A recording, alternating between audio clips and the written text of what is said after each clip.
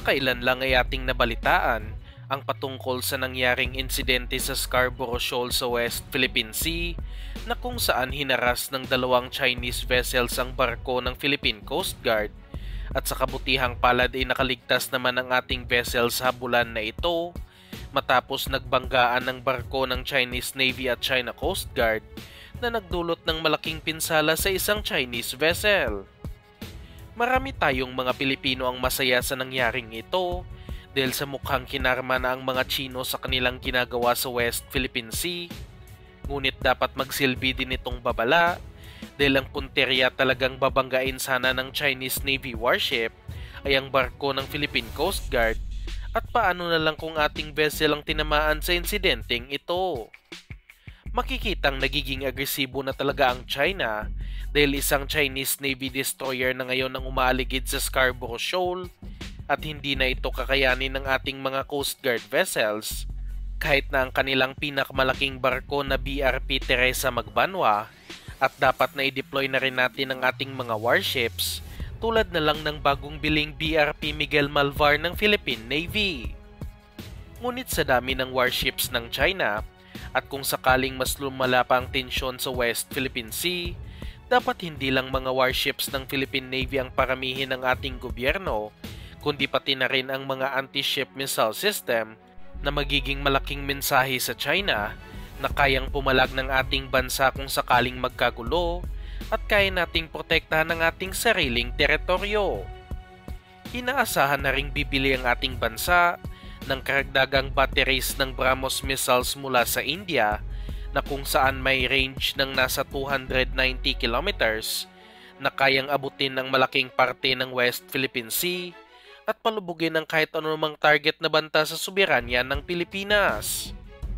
At sa magandang balita mula sa Max Defense, inaasahang hindi lang puro BrahMos missiles ang magiging anti-ship missile system ng ating bansa dahil marami pang ibang tinatarget bilhin ng ating hukbong sandatahan na mabibili din ng Pilipinas sa mga kaalyadong bansa nito. Isa na nga dito ang Naval Strike Coastal Defense System na isa sa pinaka-advanced na anti-ship missile system sa buong mundo na kasalukuyang ginagamit ng nasa 10 bansa, kabilang na dito ang Estados Unidos at European countries. May range ang missile system na ito na aabot sa 300 kilometers at base sa impormasyon na ating nakalap, mas mababa pa ang presyo nitong mga naval strike missile kumpara sa BrahMos, kaya magandang opsyon ito para sa ating hukbong sandatahan, lalo na't hindi rin naman ganoon kalaki ang kanilang pondo. Hindi pa natin alam sa ngayon kung anong platform ang kanilang gagamitin, kung ito ba ay ang NMSS launchers na kasalukuyang ginagamit ng Estados Unidos at nadala na din nila sa Pilipinas, o ang mga Naval Strike Coastal Defense System na mas malaki at kayang magdala ng 4 na naval strike missiles.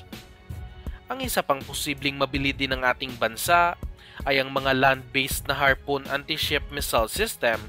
na kung saan mas mura pang klase ng missile na kayang-kaya din bilhin ng Pilipinas at napakarami pa ring operator nito sa ngayon. Subalit medyo obsolete na ito at unti-unti nang pinapalitan ng naval strike missile ng Estados Unidos at may range lamang ang land-based launcher na ito ng nasa 124 kilometers na hindi masyadong malawak at kapos din ito sa kailangang bantayan ng ating hukbong sandatahan.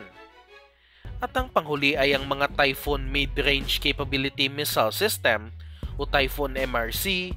na isa sa pinakamalakas na missile system ng Amerika na kayang magdala ng SM-6 missile na may range na aabot sa 460 kilometers at ang Tomahawk cruise missile na may range na aabot sa 1,600 kilometers. Sa aking opinyon lamang, medyo malabo pa na mabili ito ng Pilipinas dahil hindi tayo sigurado kung ibibenta ba ito ng Amerika at kung papayag man sila ay napakamahal ng missile system na ito at wala pang pondo sa ngayon ng Pilipinas para sa mamahaling defense equipment.